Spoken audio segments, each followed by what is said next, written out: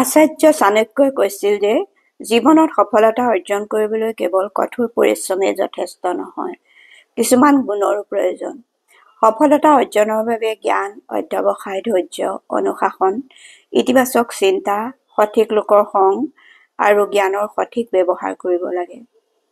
চাণক্য আছিল মৌৰ্য সম্ৰাট চন্দ্ৰগুপ্তৰ বিশাল সাম্ৰাজ্যৰ মন্ত্ৰী পৰিষদৰ প্ৰধানমন্ত্ৰী। তেওঁ আছিল চন্দ্ৰগুপ্তৰ অভিভাৱক, আদৰ্শ গুৰু, দাৰ্শনিক, বিশ্ববৰেণ্য অৰ্থনীতিবিদ, কূটনীতিবিদ, ৰাজনীতিবিদ, তক্ষশিলা বিশ্ববিদ্যালয়ৰ অৰ্থনীতি আৰু ৰাজনীতিৰ অধ্যাপক। তেওঁক কৌটিল্য আৰু বিষ্ণুগুপ্ত নামেৰেও জনা যায়। তেওঁ প্ৰাচীন ভাৰতৰ ৰাষ্ট্ৰবিজ্ঞানৰ গুৰুত্বপূৰ্ণ গ্ৰন্থ অৰ্থশাস্ত্ৰ ৰচনা কৰিছিল। তেখেত আছিল ভাৰতৰ ৰাষ্ট্ৰবিজ্ঞান আৰু ধ্ৰুপদী অৰ্থনীতিৰ পথ প্ৰৱৰ্তক। তেওঁক অৰ্থনীতিৰ প্ৰথম প্ৰবক্তা বুলি আখ্যা দিয়া হয়। ইয়াৰোপৰি চাণক্যৰ নীতিশাস্ত্ৰৰ নীতিসমূহ মানুহৰ মাজত অত্যন্ত বিখ্যাত। তেওঁৰ নীতিসমূহ গ্ৰহণ কৰি এজন মানুহে লক্ষ্যপ্ৰাপ্ত কৰিব পাৰে। নীতিশাস্ত্ৰখন জীৱনৰ আদৰ্শ বিষয়ক পুথি। তেওঁৰ লিখিত এই নীতিসমূহ বহু লোকে শুনিছে যদিও চাণক্যই লিখা বুলি নাজানে।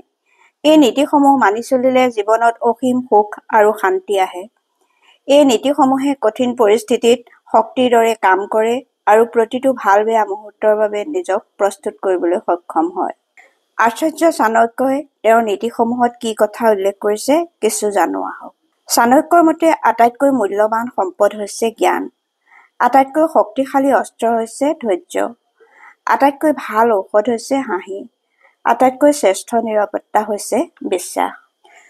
উৎসৱত, বিপদত, দুৰ্ভিক্ষত, শত্ৰুৰ লগত, সংগ্ৰাম কালত, ৰাজদ্বাৰত আৰু শ্মশানত যি লগত থাকে সেয়ে প্ৰকৃত বন্ধু।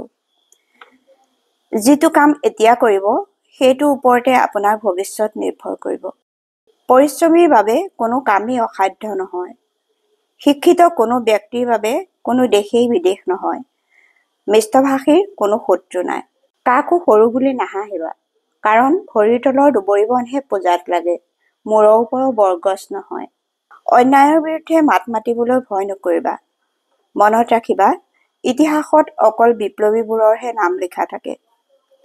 মানুহে তোমাক মূল্য সিমান দিনেই দিব যিমান দিন মানুহৰ তোমাক প্ৰয়োজন হ'ব। চাণক্যই কৈছে যে জীৱনত সফলতা লাভৰ বাবে এজন ব্যক্তিয়ে জীৱ-জন্তু বা চৰাই-চিৰিকটিৰ পৰাও সফলতাৰ গুণ শিকিব পাৰে।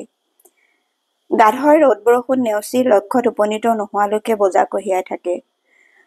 সিংহই সদায় গুৰুত্ব আৰু একাগ্ৰতাৰে চিকাৰ কৰে আৰু চিকাৰ নকৰালৈকে জিৰণি নলয়। ঈগল চৰাইয়ে যিমানেই সময় নলওক কিয় নিজৰ লক্ষ্য নেহেৰুৱায়। মানুহৰ ভিতৰতো এনেবোৰ গুণ থাকিলে নিশ্চিতভাৱে সফলতা লাভ কৰিব পাৰিব। চাণক্যৰ মতে বিনয় সকলোৰে ভূষণ। চাণক্যই নৈতিকতা, সততা বহু গুৰুত্বপূৰ্ণ কথা বুলি বৰ্ণনা কৰিছে। মানৱ জীৱনৰ সৈতে জড়িত বহুত গুৰুত্বপূৰ্ণ কথা আচাৰ্য চাণক্যই তেওঁ চাণক্য নীতিত উল্লেখ কৰি থৈ গৈছে, যিসমূহ মানি চলিলে মানুহে জীৱনত সকলো ধৰণৰ কঠিন পৰিস্থিতিৰ সন্মুখীন হ'ব পাৰে। ব্যাস, বাল্মীকি প্ৰভৃতি পৰম দয়ালু মহৰ্ষিসকলৰ পথ অনুসৰণ কৰি তেওঁ সৃষ্টি কৰিলে নীতিশাস্ত্ৰৰ। গ্ৰীক দাৰ্শনিক ছক্ৰেটিছৰ দৰে চাণক্যৰ চেহেৰাও আকৰ্ষণীয় নাছিল, কিন্তু ছক্ৰেটিছৰ দৰে তেওঁৰ আছিল অসীম পাণ্ডিত্য আৰু হাজাৰজনৰ পথ প্ৰদৰ্শক।